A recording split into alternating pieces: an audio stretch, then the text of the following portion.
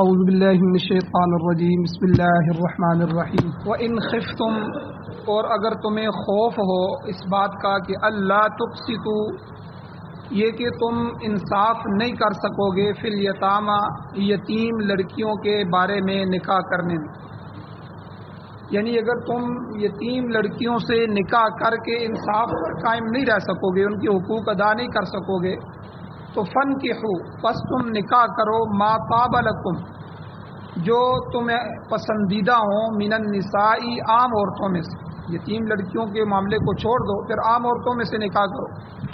پھر اللہ نے حد بیان کر دی، مثنی و ثلاث و رباع، دو دو، تین تین اور چار چار، یعنی دو، تین اور چار نکاح بھی کر سکتے ہو، لیکن اس میں بھی شرط ہے، فَإِنْ خِفْتُمْ، پس اگر تمہیں عام عورتوں میں بھی خوف ہو کہ اللہ تعدلوا، کہ ایک سے زیادہ نکاح کرنے میں تم عدل نہیں کر سکو گے، تو فواحدۃ، پھر ایک ہی عورت کافی ہے، ایک ہی نکاح کافی ہے، او ما ملکت ایمانکم، ہاں اس وقت لونڈیاں ہوتی تھیں تو لونڈی سے بغیر نکاح کے بھی فائدہ اٹھایا جا سکتا تھا، شریعت میں اجازت تھی، تو اللہ نے فرمایا کہ پھر تم او ما ملکت ایمانکم، فائدہ اٹھاؤ ان لونڈیوں سے جن کے تمہارے دائیں ہاتھ مالک ہیں، یعنی جن کی تمہاری ملکیت ہے۔ ذالک ادنی، یہ جو اللہ نے قانون بیان فرمایا ہے، یہ بات بیان فرمائی ہے، یہ زیادہ قریب ہے اس کے کہ اللہ تعولو، تم ایک طرف جھک نہ جاؤ۔ سورۃ النساء کی آیت نمبر 3 جو ہے وہ آپ کے سامنے تلاوت ہوئی ہے، اور اس کا ترجمہ آپ نے سماعت فرمایا۔ اس آیت کے متعلق 2 درس پیچھے گزر چکے ہیں، آج اس کا تیسرا درس ہے۔ پچھلے درسوں کا خلاصہ یہ ہے کہ اس میں اللہ تعالیٰ نے یتیموں کا حق بیان کیا، بالخصوص یتیم عورتوں کے متعلق، یتیم لڑکیوں کے حقوق اللہ نے ان کو تحفظ فراہم عطا فرمایا، اور تفصیل جو ہے جو اس وقت نزول قرآن کے زمانے میں عرب معاشرے میں کیا جاتا تھا، عام عورت کے ساتھ یا یتیم لڑکیوں کے ساتھ ان کی وراثت کے متعلق یا ان کے مال کو دیکھتے ہوئے، وہ ساری تفصیل پچھلے درس میں گزر چکی ہے، اور یہ بھی گزر چکا ہے کہ اللہ نے فرمایا کہ اگر ان سے نکاح کر کے تم انصاف نہیں کر سکو گے، ان کے حقوق ادا نہیں کر سکو گے، تو پھر تم جو ہے عام عورتوں سے نکاح کرو۔ پھر عام عورتوں سے نکاح کرنے میں اللہ نے ایک تو شرط لگا دی اور ایک حد بیان کر دی۔ حد یہ بیان کی کہ زیادہ سے زیادہ 4 عورتوں سے نکاح کر سکتے ہو، اس سے زیادہ ایک ہی وقت میں ایک آدمی کے جو ہے وہ گھر میں 4 بیویاں ہو سکتی ہیں، 4 سے زیادہ نہیں۔ ہاں فوت ہو جائے یا ایک کو طلاق ہو جائے تو پھر اس کی جگہ پر کرنے کے لیے آپ پھر چوتھا نکاح کر سکتے ہیں، تو پھر کوئی فوت ہو جائے تو پھر نکاح کر سکتے ہیں، لیکن بیک وقت ایک ہی وقت میں 4 بیویوں سے زیادہ کی اجازت ہے۔ اور پھر شرط اللہ نے یہ تو حد بیان کر دی، شرط یہ لگائی کہ عدل،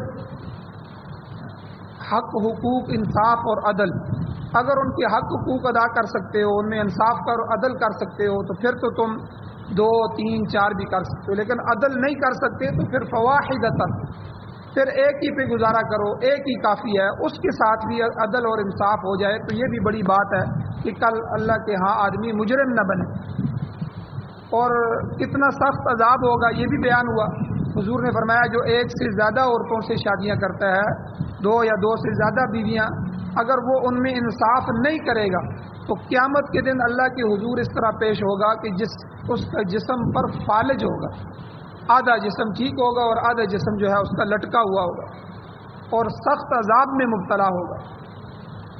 اور ایک بات پچھلے درس میں یہ بھی بیان ہوئی کہ یہ جو حد اللہ نے بیان کی ہے، مثنی و ثلاث و رباع، 2، 3، 4 تک نکاح کی، یہ عام امتی کے لیے، یہ نبی علیہ الصلوۃ والسلام کے لیے نہیں ہے، یا پچھلے انبیاء، تمام انبیاء کو اللہ تعالیٰ نے ان حدوں سے مستثنا قرار دیا کہ آپ کے لیے یہ قانون اور ضابطہ نہیں ہے، آپ جتنا مرضی نکاح کر سکتے ہیں آپ کریں، کیونکہ نبی شہوت پسند نہیں ہوتا، یاد رکھیں، نبی شہوت کے لیے نکاح نہیں کرتا، نبی جو ہے وہ اپنے دین اور اس کی ترویج اور ترقی کے لیے نکاح کرتے.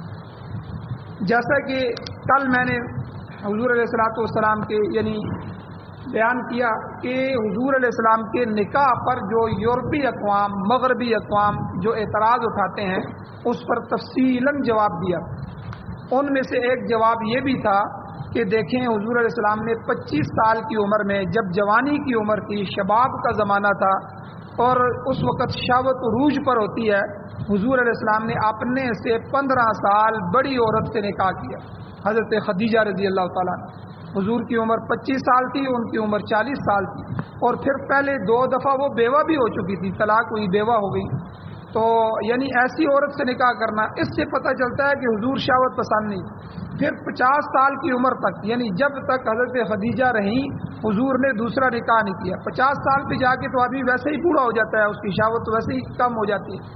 تو اس کے بعد پھر حضور علیہ السلام نے 50 سال سے لے کر 63 سال تک آخری 13 سالوں میں یہ سارے نکاح کیے ہیں, اور اس میں حضور کی پیش نظر نفسانی خواہشات نہیں تھی بلکہ گھر گھر تک اسلام کو پہنچانا تھا. عربوں کا یہ ایک اصول تھا کہ جس کا نکاح جس قبیلے میں ہو جاتا وہ پورا قبیلہ اس کا احترام کرتا تھا. وہ کہتا تھا یہ ہمارا جو ہے وہ گھر جوائی ہے, یعنی ہمارا یہ جوائی ہے, اب یہ ہمارا بھائی ہے, اس کا احترام کرتے تھے. تو حضور علیہ السلام نے مختلف 12-13 قبائل میں سے جو ہے وہ نکاح کیے اور مختلف طرح کی عورتوں سے کیے. ان میں سے ایک ہی جوان عورت تھی, باقرہ عورت تھی, حضرت عائشہ صدیقہ, جن کا پہلے نکاح نہیں ہوا تھا. باقی جتنی بھی عورتیں تھیں وہ یا تو مطلقہ تھیں, ان کو طلاق ہوئی تھی, یا وہ بیوہ تھیں, اور پھر عمریں بھی ان کی زیادہ تھی. تو اس لیے ہم یورپی اقوام کو بہت سے جوابات دیتے ہیں, ان میں سے ایک جواب یہ بھی دیتے ہیں. تو بہرحال پیغمبروں کے لیے یہ حد نہیں, ان کے لیے کوئی حد نہیں ہے. وہ اپنے دین کو جس کا ان کو ذمہ دار بنایا گیا ہے, تبلیغ دعوت و تبلیغ جو ان پر فرض کی گئی ہوتی ہے, اس کو مد نظر رکھ کر معاشرے کے اندر وہ جس جس قبیلے سے بھی اور جس سے بھی چاہیں وہ نکاح کر سکتے ہیں. اور کل کے درس میں یہ بات بیان ہوئی تھی کہ یورپ نے اور مغربی اقوام نے, یہودیوں نے, عیسائیوں نے اور شرپسند عناصر نے اسلام کے خلاف پروپیگنڈے کی. جب وہ اسلام کو نہ مٹا سکے, مسلمانوں کے بڑھتے ہوئے قدم نہ روک سکے, تو انہوں نے مسلمانوں کے درمیان میں تفریق ڈال دی. اور پھر خاص طور پہ انہوں نے بعض اسلام کی چیزوں کو لے کر پروپیگنڈے کیے. دیکھو جی اسلام یہ ہے, اسلام وہ ہے. جن میں سے ایک پروپیگنڈا انہوں نے انہی 4 نکاحوں پر بھی کیا, عام لوگوں کو جو 4 کی اجازت. دیکھو جی اسلام جو ہے وہ ایک ایسا مذہب ہے جس میں شہوت کو تجویز دی جا رہی, وہ شہوت پسند مذہب ہے.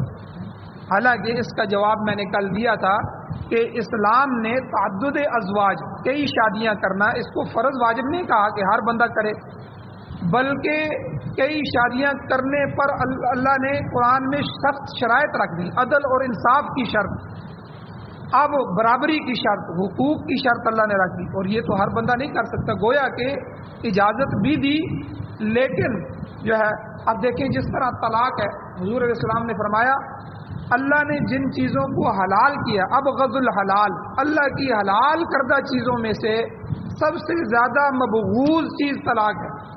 یعنی حلال بھی کر دی لیکن ساتھ فرمایا اچھی بھی نہیں ہے, اللہ کو یہ پسند بھی نہیں ہے کہ طلاقیں دیتے رہو. طلاق دینا یہ کوئی اچھی بات نہیں ہے, آپس میں جوڑ پیدا کرو, حتی الامکان جوڑ ہو. انتہائی مجبوری میں جا کے وہ بھی بہت سے طریقے ہیں, وہ پیچھے گزر چکے ہیں, مزید آگے بھی آئے گا. تو یعنی یہ راستہ, وجہ یہ تھی اگر طلاق کا راستہ رکھا نہ جاتا تو بہت سارے مسائل کھڑے ہو جاتے, معاشرہ تباہ ہو جاتا. اس لیے طلاق کے راستے کو تو رکھا ہے, اس کو جائز قرار دیا ہے, لیکن اللہ نے فرمایا کہ ہماری نظر میں یہ پسندیدہ نہیں, حلال تو کر دیے. اسی طرح اسلام نے کئی شادیوں کی اجازت تو دی ہے, لیکن اللہ نے کہا کہ بے انصافی کے ساتھ نہیں. ان کے حقوق, ایک شادی کی ٹھیک ہے, اس کو 2-3 سال رکھا, اس کے بعد دوسری شادی کر لی, اب پہلی بیوی کو پوچھتا ہی نہیں ہے, اس کے حقوق ہی ادا نہیں کرتا, اس کی طرف دیکھتا ہی نہیں ہے. بلکہ اسلام نے انصاف, برابری, مساوات اور حقوق کی ادائیگی کے ساتھ جو ہے دوسری تیسری اور چوتھی شادی کی اجازت دی ہے. تو اس لیے اسلام کے ان قوانین پر، پاکیزہ قوانین پر جو ہے اعتراض کرنا یہ بالکل بجا نہیں. اور اسی طرح مولانا عبید اللہ سندھی رحمۃ اللہ علیہ فرماتے ہیں تو کہ ایک تو انہوں نے اسلام کے اس حکم پر اعتراض کیا، نکاح کے حکم پر. دوسرا، غیر مسلم اقوام نے، خاص کر کے مغربی اور یورپی اقوام نے جو پروپیگنڈا کیا ہے وہ اللہ کی کتاب پر حملہ کر کے کیا. تو اور یہ مشہور کیا ہے کہ قرآن پاک اپنے ماننے والوں کو غیر مہذب بنا دیتا ہے، ان کے اندر سے تہذیب ختم کر دیتا ہے. بڑا ہنسی آتی ہے کہ امریکہ نے جب طالبان پر حملہ کیا افغانستان میں تو پوری دنیا کو یہ بتایا کہ یہ جاہل لوگ ہیں، یہ عورتوں کو چار دیواری میں رکھتے ہیں، یہ عجیب ہیں. یورپ سارا ڈر گیا چونکہ وہ آزاد لوگ ہیں، وہ گھومنے پھرنے والے ہیں. ان کو یہ بتایا گیا کہ ہم ایسے لوگوں پر حملہ کر رہے ہیں جو دنیا کے اندر درندے ہیں، جو عزتوں کو تار تار کر دیتے ہیں، یہ کر دیتے ہیں، وہ کر دیتے ہیں. سارا یورپ اکٹھا ہو گیا. اور مزے کی بات یہ ہے کہ جتنے بھی امریکی فوجی طالبان کی قید میں آئے یا ان کے صحافی پکڑے گئے یا وہ ان کی عورتیں پکڑی گئی، ایوان ریڈلی جو بعد میں مسلمان ہوئی تو اس کا نام مریم رکھا گیا، یہ پوری دنیا میں ورلڈ کلاس صحافی تھی اور وہ جاسوسی کے لیے افغانستان آئی تھی، طالبان کے ہتھے چڑھ گئی، پکڑی گئی. تو یہ سارے لوگ جتنے بھی امریکی طالبان کی قید میں رہے ہیں وہ سب کے سب جب طالبان نے ان کو چھوڑا وہ سارے کے سارے مسلمان ہو، یعنی یہ ان کے منہ پر دبا ہے. اور یہ ایوان ریڈلی یہ خود لکھتی ہے، کہتی ہے کہ جب مجھے طالبان نے، یہ کہتے ہیں جب میں طالبان کی قید میں تھی، جب میں کھانا نہیں کھاتی تھی تو وہ پریشان ہو جاتے تھے اور مجھے آ کے اپنی بہن کے الفاظ کہتے تھے، سسٹر آپ کو کیا ہو گیا، انگلش میں ان کا ترجمان بات کرتا تھا کہ میں حیران ہو گئی کہ مجھے اپنے معاشرے میں بھی کسی نے بہن نہیں کہا اور یہ مجھے بہن کا درجہ دیتے ہیں. اور کبھی مجھے انہوں نے گندی نظروں سے نہیں دیکھا، اور جب بھی میرے پاس تفتیش کے لیے آتے تھے تو ان کی نگاہ نیچے ہوتی تھی، کبھی انہوں نے نگاہ اٹھا کے مجھے نہیں دیکھا. یعنی ایسی قوم جس کے بارے میں ہمیں یہ بتایا گیا کہ یہ تو درندے ہیں، یہ تو عورت کی عزت کو نوچ لیتے ہیں، یہ تو دنیا کے سب سے کم ترین لوگ ہیں، یہ جاہل لوگ ہیں، یہ غیر تہذیب یافتہ لوگ ہیں. اور میں حیران ہو گئی، یہ اوپر نظر اٹھا کے نہیں دیکھتے. تو وہ مسلمان ہو گئی اور وہ کہتی ہے کہ جب طالبان نے مجھے آزاد کیا میں اپنے ملک یورپ میں لوٹ گئی اور جب میں وہاں ٹیکسی میں بیٹھی تو مجھے اپنا انگریز جو ٹیکسی والا تھا وہ کہنے لگا کہ تم وہی ایوان ریڈلی تو نہیں ہو جس کو طالبان نے قید کر لیا تھا. میں نے کہا بالکل وہی ہوں. تو اس نے مجھے کہا کہ انہوں نے تیرے ساتھ کیا کیا کیا. میں نے اس کو بتایا اس طرح کیا. وہ کہتا ہے کہ میں اگر ہوتا تو میں تمہارے جو ہے کپڑوں کو پھاڑ دیتا اور میں تمہاری عزت کو تار تار کر دیتا. اور یہ کیسے ہو سکتا ہے، انہوں نے تو تنہا کی، انہوں نے کچھ بھی نہیں کیا. آج ہماری عافیہ صدیقی جو ان کی قید میں ہے اس کی عزتوں کو تار تار کیا گیا. کتنی عراق کے اندر عرب مجاہدین اور عرب عورتیں جو ان کے قبضے میں آئے انہوں نے انتہائی ظلم کیا، ان کی عزتوں کو تار تار کیا. لیکن ان کے مقابلے میں طالبان مہذب تھے اور وہ غیر مہذب تھے. تو بہرحال ہم انگریزوں کو کہتے ہیں تم ہمیں مہذب ہونے کا تانا دیتے ہو، تم اسلام پر اعتراض کرتے ہو. تو بہرحال غیر مسلم اقوام نے جو اسلام کے خلاف پروپیگنڈے کیے ہیں ان میں سے جو دوسرا بڑا حملہ ہے وہ قرآن پاک پہ کیا. یہ ایک ایسی کتاب ہے جس نے مسلمانوں کو غیر مہذب بنا دیا. مولانا عبید اللہ سندھی لکھتے ہیں کہ یہ جو برطانیہ کا وزیر اعظم ایک گزرا ہے گلیڈ سٹون، اس نے اپنی پارلیمنٹ میں، برطانوی پارلیمنٹ میں قرآن ہاتھ میں لے کے اس نے کہا کہ جب تک دنیا میں یہ کتاب موجود ہے تو دنیا کبھی بھی مہذب اور شائستہ نہیں بن سکتی، نعوذ باللہ. تو اصل میں وجہ کیا تھی کہ وہ لوگ فحاشی میں مبتلا ہیں، عیاش ہیں، زنا ان کے ہاں عام ہے، زنا جو مرضی جو آپس میں راضی ہے جو ہے وہ کر سکتے ہیں، کوئی وہاں نہیں ہے، ہر ایک کا بوائے فرینڈ گرل فرینڈ ہے. آپ کی بیوی ہے وہ بھی کسی کے ساتھ اپنی مرضی سے جا سکتی ہے، کوئی حدود کوئی قیدیں نہیں ہے. زانی اور زنا عرب جو ہے یورپ کے معاشرے میں بالکل عام ہے. اور اسی طرح شراب پانی کی طرح ان کے ہاں پیا جاتا ہے، کوئی پابندیاں نہیں ہے. تو چونکہ اسلام جو ہے قرآن مجید یہ ان سب چیزوں کو اس نے حرام قرار دیا. عرب کا وہ معاشرہ، عرب کا معاشرہ کہ جو شراب پانی کی طرح پیتا تھا، ہر گھر میں شراب کے مٹکوں کے مٹکے موجود تھے. جب اسلام نے حکم دیا تو ایک حکم پر جو شراب سے جن برتنوں سے شراب پیا جاتا تھا انہوں نے وہ برتن بھی توڑ دیا. حالانکہ وہ تو حرام نہیں تھے، برتنوں کو پاک کر دیا جاتا، ان کو استعمال کر دیا جاتا، لیکن صحابہ نے حضور علیہ السلام اور قرآن کی اتباع میں وہ سارا شراب بہا دیا اور جو ہاتھ میں تھا اس کو بھی گرا دیا، اور جن برتنوں میں استعمال ہوتا تھا وہ برتن بھی توڑ دیے. یعنی آپ اندازہ لگائیں. اور یورپ یہ بھی حیران ہے کہ ہم جس پوسٹ کو اور ہیروئن کی کاشت کو جو ہم افغانستان سے ختم نہیں کر سکے، طالبان نے اپنی حکومت میں ایک حکم جاری کیا اور وہ ساری کی ساری پوسٹ ختم ہو گئی. یعنی یہ عجیب لوگ ہیں. اسلام عجیب مذہب ہے، اس سے وہ خوفزدہ ہے چونکہ اسلام نے ان تمام چیزوں پر، فحاشی پر، عیاشی پر، زنا پر، بھائی نکاح کرو نا، 2 نکاح کر لو، 3 نکاح کر لو، 4 نکاح کر لو، ان کے حقوق ادا کرتے ہوئے.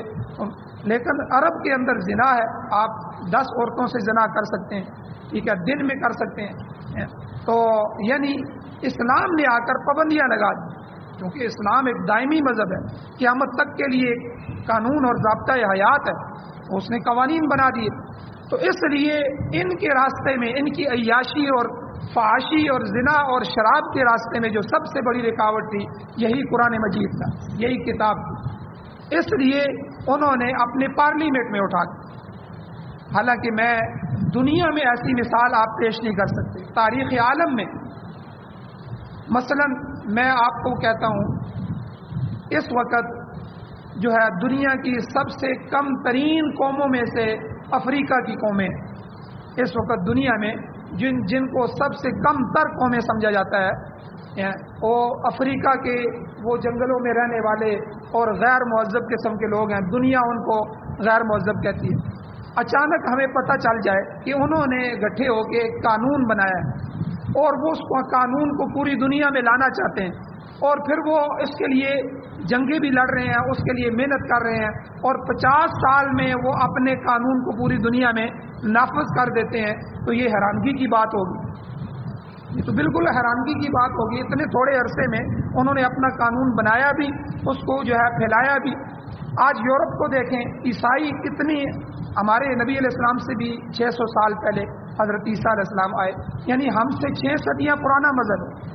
اور یہودی ہم سے 18 صدیاں پرانا مذہب ہے، وہ ان سے بھی جو ہے وہ 15-16 صدیاں پہلے آئے.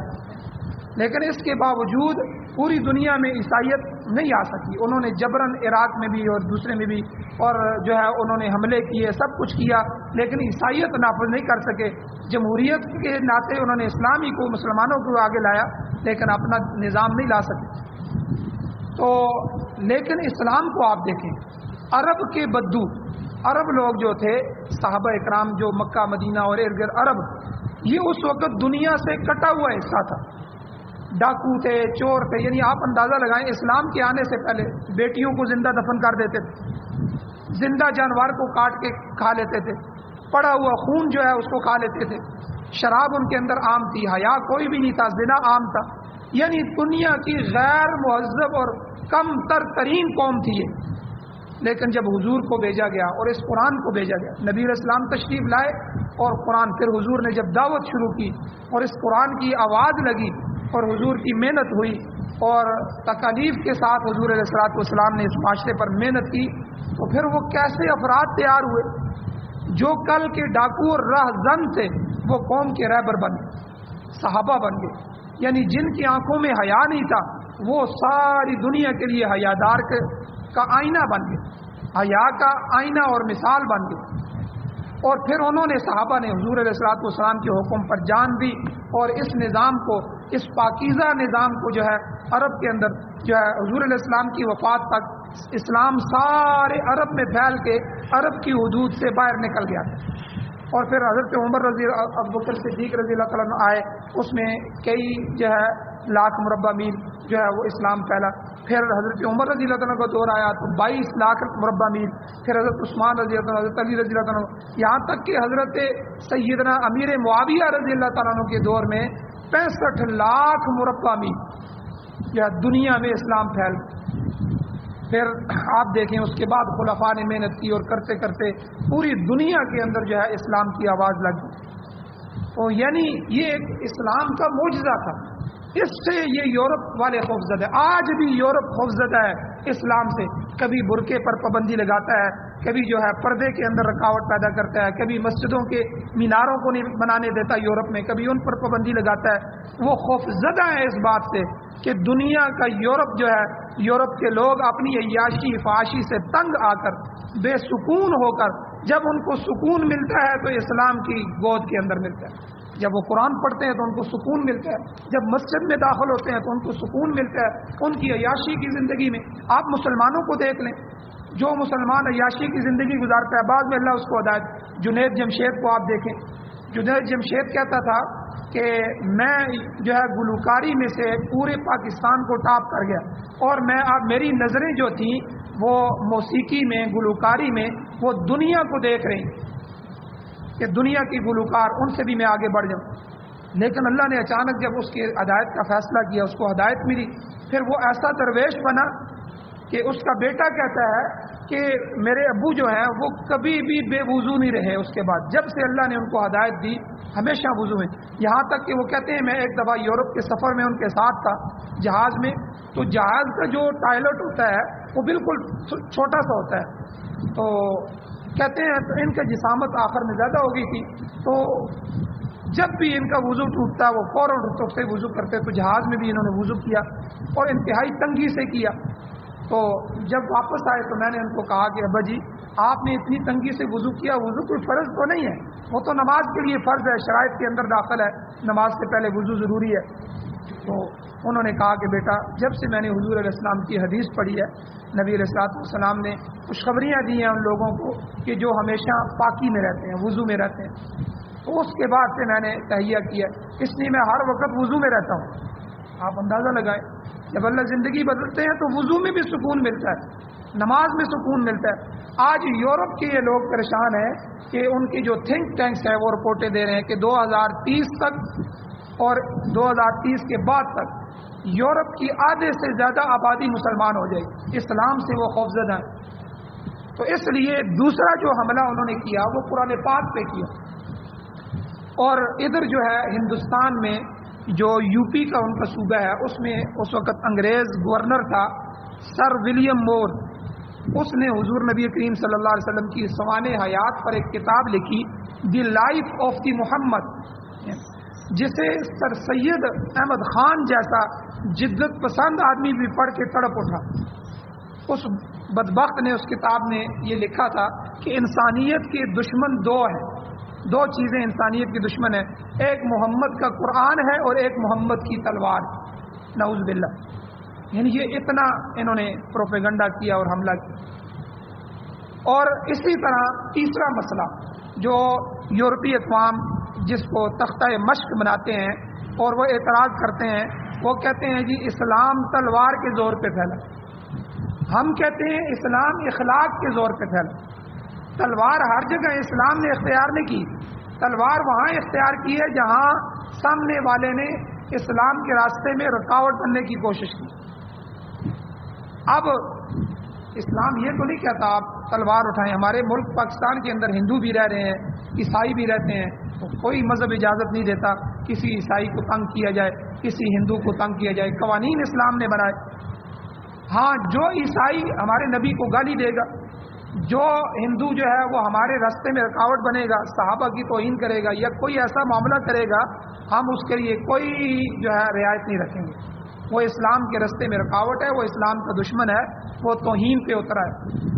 इसलिए यूरोप ने, फ्रांस ने या अमेरिका ने जो हमारे मुल्कों पर हमला किया, अफगानिस्तान को तबाह किया, इराक को तबाह करके रख दिया, पूरा लीबिया उन्होंने तबाह कर दिया है और पूरी दुनिया में जो है, और आज बैतुल मुक़द्दस पर कब्जा कर रहे हैं और मुसलमानों के रास्ते में रुकावट है, दिन ब दिन जो है वो ऐसे कवानीन नाफिज कर रहे हैं और तौहीन कर रहे हैं, उनके लिए इस्लाम में कोई गुंजाइश नहीं।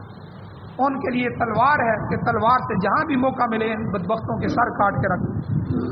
اب یہ جو پروپیگنڈا کرتے ہیں اسلام جو ہے تلوار سے پھیلا، حالانکہ اس کا میں نے کل جواب دے دیا تھا کہ نبی علیہ السلام نے جو 70-72 جو ہے وہ جنگیں لڑی ہیں، ان میں سے 27 غزوات تھے، باقی سریے تھے، ان میں 1200-1400 سے زیادہ افراد قتل نہیں ہوئے، 1200-1400 سے، یعنی اتنی جنگوں میں.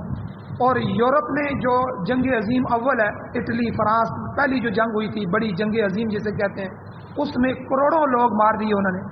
پھر جو جنگ عظیم دوم یورپ میں ہوئی، ٹھیک ہے، ان کی آپس میں جنگ ہوئی تو اس میں جو ہے پھر کروڑوں لوگ مارے گئے. اور اب جو جنگ ہونے والی ہے، اب تو ہر ملک کے پاس ایٹمی ہتھیار ہیں.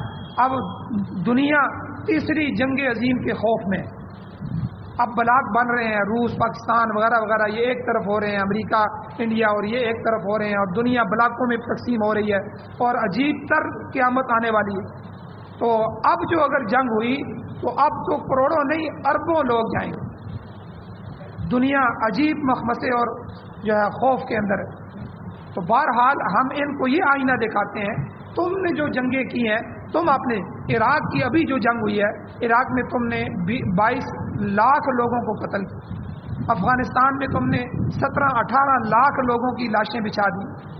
تم اسلام کے جہاد پر اعتراض کرتے ہو، تو اس لیے ہم ان کو انہی کا آئینہ دکھائیں.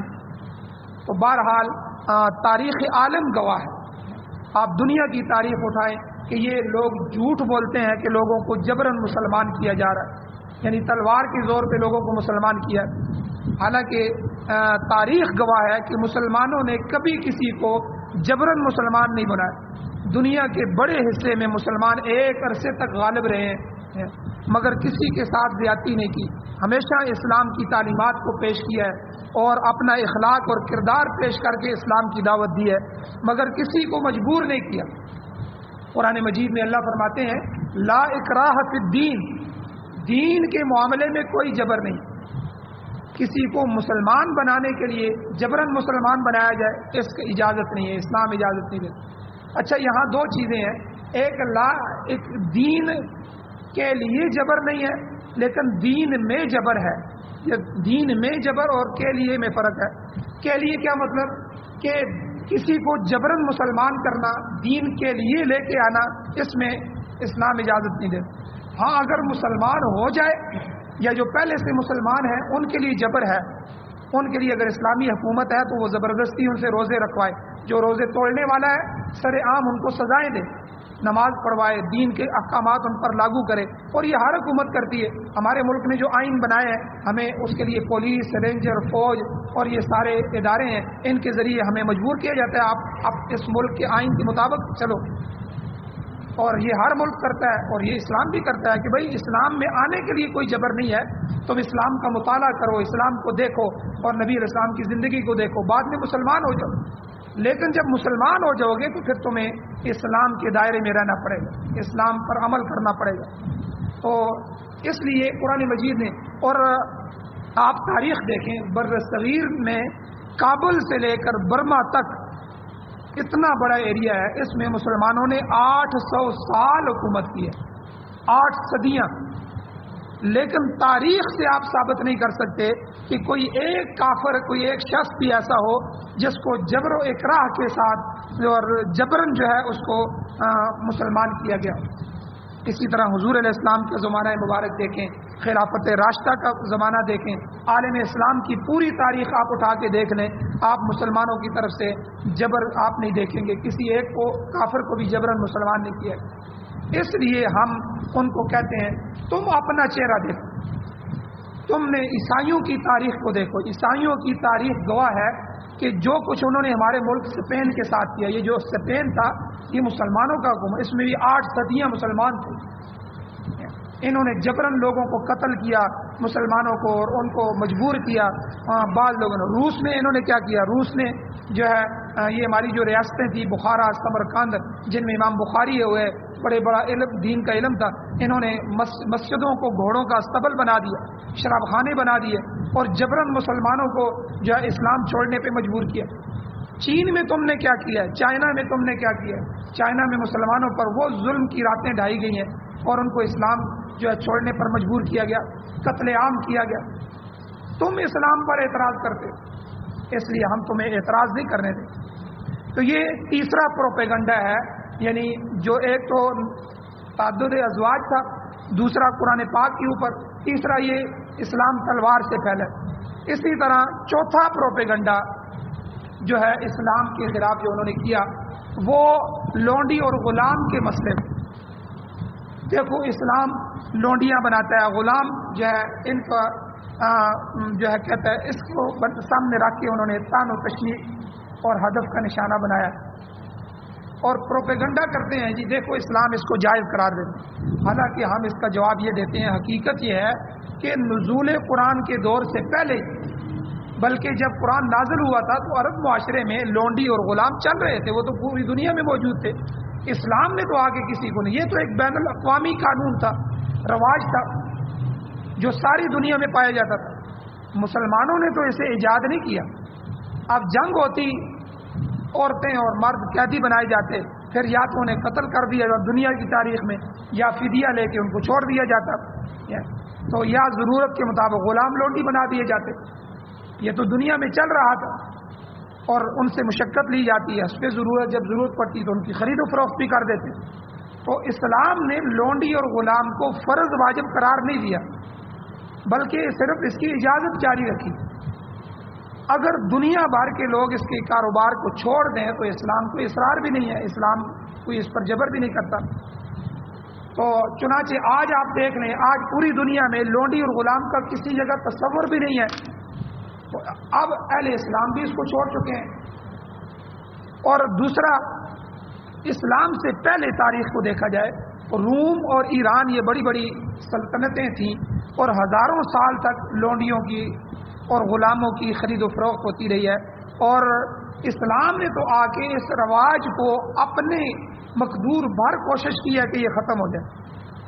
آپ دیکھیں حضور علیہ الصلوۃ والسلام نے، قرآن نے، شریعت نے غلام آزاد کرنے کا ثواب بتایا، آزاد کرنے کی طرف تو توجہ دلائی ہے، اس کا اجر و ثواب اسلام نے بتایا. اور تاریخ اسلام گواہ ہے کہ کتنے ہی صحابہ اکرام نے کتنی بڑی تعداد میں غلام خریدے، لونڈیاں خریدی اور ان کو آزاد کیا. حضرت عثمان رضی اللہ تعالیٰ عنہ کا ایک واقعہ آتا ہے کہ ایک دفعہ حضرت ابوبکر صدیق، حضرت عمر فاروق رضی اللہ تعالیٰ عنہ اور حضور علیہ الصلوۃ والسلام یہ تینوں ان کے مہمان بنے، ان کی دعوت کی. تو یہ حضرات آگے آگے چل رہے ہیں، حضرت عثمان پیچھے پیچھے چل رہے ہیں. تو حضور نے پوچھا عثمان یہ کیا کر رہے ہیں؟ حضرت عثمان رضی اللہ تعالیٰ عنہ کہتے حضور یہ میری خوش نصیبی ہے کہ آپ میرے مہمان بن رہے ہیں، تو میں وہ قدم گن رہا ہوں جو آپ اٹھا کر میرے گھر تک لے کے جائیں گے، جتنے آپ کے قدم مبارک ہوں گے میں اتنے غلام آزاد کروں. یہ آپ دیکھیں اسلام نے غلام آزاد کرنے کی ترغیب دی. یہ غلاموں کو غلام نہ بناؤ، ان کو آزاد کرو، یہ آزاد انسان بناؤ ان کو. اور اسی طرح حضرت عثمان رضی اللہ عنہ کے بارے میں آتا ہے کہ وہ ہر جمعے کو ایک غلام آزاد کرتے تھے. اور بلکہ اس سے آگے بڑھ کے اسلام نے اپنی تعزیرات میں غلاموں کی آزادی کو شامل کر دیا. بھائی جو زہار کرتا ہے وہ اتنے غلام آزاد کرے، جو قسم اٹھا لیتا ہے قسم اٹھانے کے کفارے میں اسلام نے غلام کے آزاد کرنے کو رکھ دیا ہے کہ وہ اگر کفارہ دینا چاہتا ہے تو یا تو ایک غلام آزاد کرے یا اس طرح کرے.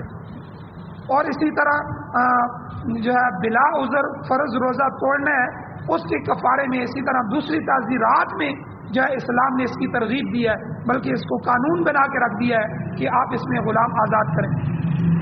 تو آپ دیکھیں تو قرآن اور اسلام نے آ کے اس مسئلے کو تو ختم کرنے کی کوشش کی ہے. تو تم اس پر اعتراض کرتے ہو، ہم تمہارا اعتراض اس پر بھی چلنے نہیں دیں. تو بہرحال خلاصہ یہ ہے کہ ان آیات کے اندر اگر تم زیادہ بیویاں رکھنا چاہتے ہو، ٹھیک ہے، ایک سے زیادہ شادیاں کرنے چاہتے ہو، اسلام نے 4 تک کی اجازت دی ہے.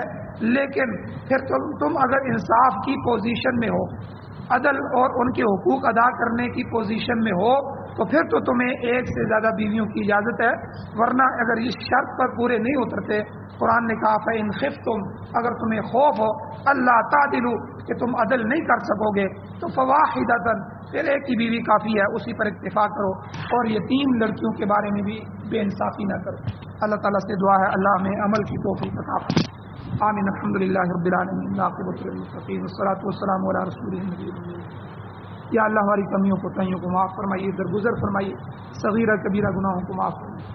یا اللہ اسلام اور قرآن کا اور نبی الاسلام کی شان کا تحفظ کرنے کی توفیق عطا فرمائیے، ناموس صحابہ اور ناموس رسالت کے لیے اپنی جانیں پیش کرنے کی توفیق عطا فرمائیے۔ یا اللہ ہمارے ملک کے آئین کے اندر حضور کو اور ختم نبوت کو جو تحفظ حاصل ہے، دن رات جو لوگ اس قوانین کو ختم کرنے کے لیے کوششیں کر رہے ہیں، یا اللہ ان کو تو ہدایت ہے، اگر ہدایت نہیں ہے تو تباہ و برباد۔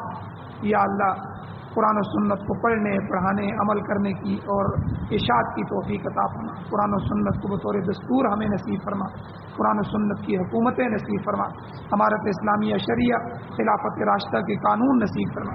یا اللہ جو کچھ یہ بیان ہوا ہے اس پر عمل کرنے کی توفیق عطا فرما، جو بیمار ہیں ان کو شفا عطا فرما، جو مجبور لاچار پریشان ہیں ان کی پریشانیوں کو ختم فرما، جو حضرات ایمان کی حالت سے اس دنیا سے گئے یا اللہ ان سب کی بخشش فرما۔ یا اللہ جو حضرات بے گناہ دشمنوں کی قید میں ہیں یا اللہ ان کو باعزت باوقار رہائی نصیب فرما۔